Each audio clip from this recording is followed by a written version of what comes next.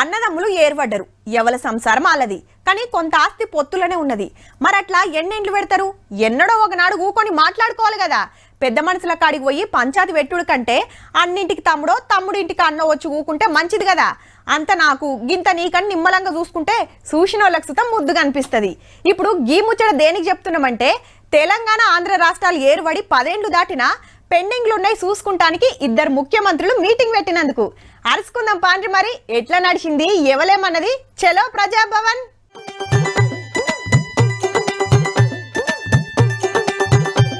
ప్రజాభవన్ ఆకిట్ల కారు దిగంగానే Andhra CM sir ను గిట్ల ఎదుర్కొన్నాడు మన సీఎం సారు. పొగలకోలు పూల గుత్తులు ఇచ్చుకున్నాక మన మంత్రులు కూడా ఇచ్చారు మునం పెట్టి. చిన్నగా అందరు లోపలికి నడిచినారు.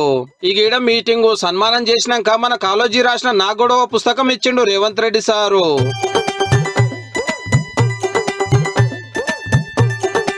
నడిమిట్ల ఇద్దరు సీఎంలు రేవంత్ రెడ్డి సారు, చంద్రబాబు సారు. ఇట్రోకు మన మంత్రులు బట్టి sir, Sridhar Babu sir, Ponnam Prabhakar sir ముఖ్యమైన ఆఫీసర్లు. అట్రోకు ఆంధ్ర మంత్రులు సత్యప్రసాద్ సారు, జనార్దన్ రెడ్డి సారు, కందుల దుర్గేష్ సారు ముఖ్యమైన ఆఫీసర్లు.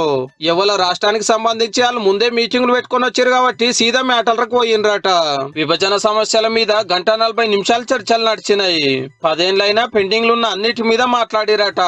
మంత్రులతో ఒక కమిటీ, ఆఫీసర్లతో ఒక కమిటీ వేయాలని డిసైడ్ చేసిన ఈ 2 రాష్ట్రాల సర్కార్లు. రాష్ట్ర స్థాయి మంత్రుల కమిటీలో పరిష్కారం అయ్యేటువంటి అంశాలని ఇరు రాష్ట్రాలకు సంబంధించినటువంటి ముఖ్యమంత్రి స్థాయిలో అంగీకరించడం, ఒకవేళ అక్కడ కూడా పరిష్కారం కానటువంటి మార్గాలు ఏమైనా ఉంటే, ఆ అంశాలు ఉంటే మళ్ళీ రాష్ట్ర స్థాయిలో ముఖ్యమంత్రుల స్థాయిలో సమావేశాన్ని ఏర్పాటు చేసుకొని పరిష్కార మార్గం కనుగొనడం కోసం ప్రయత్నం చేయాలని. మా దగ్గర కూడా స్కూల్ బ్యాగుల్లో, అంటే 8th క్లాస్ చదువుకునే స్కూల్ బ్యాగుల్లో కూడా మనకి గంజాయి దొరికే పరిస్థితి మాకు అక్కడ రాష్ట్రంలో ఉంది. కాబట్టి అక్కడ ఉత్పత్తి అయ్యి ఇక్కడ ఎక్కువగా వస్తుందని చెప్పేసి ఇక్కడ ముఖ్యమంత్రి గారు చాలా కన్సర్న్ గా ఉన్నారు. కాబట్టి ఒక జాయింట్ 2 అధికారులు, అడిషనల్ డీజీపీ స్థాయి అధికారులను వేయటం, డ్రగ్స్ ని పూర్తిగా అరికట్టి తెలుగు జాతిని కాపాడే లక్ష్యంతో అది కూడా చేయటం జరిగింది.